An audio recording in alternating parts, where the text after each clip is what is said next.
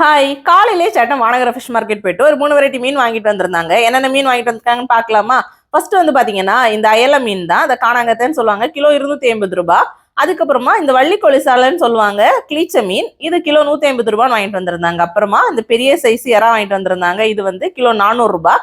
வந்துட்டு சடனே எல்லாம் கிளீன் பண்ணி கொடுத்துட்டாங்க. எறாவை மட்டும் ரெண்டா பிரிச்சுட்டு ஒரு எறாவை பாதியா கட் பண்ணிட்டு இருந்தாங்க. என்னன்னா இது பாதியா கட் பண்ணிருக்காங்கன்னு பார்த்தா, நானே உனக்கு இன்னைக்கு தொக்கு செஞ்சு தரேன் அப்படின்னு சொல்லிட்டு ஒரு சைட்ல வந்து எறா தொக்கு, இன்னொரு சைட்ல வந்து ப்ரான் பெப்பர் ரோஸ்ட் செய்யறேன்னு 2 கையை வச்சு கிளறி ரோபோட் மாதிரி வேலை பார்த்துட்டு இருந்தாங்க.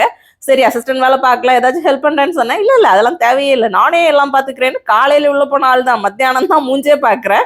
ஒரு சைட்ல பார்த்தா கம நல்ல வாசனை வந்துட்டு இருக்குது.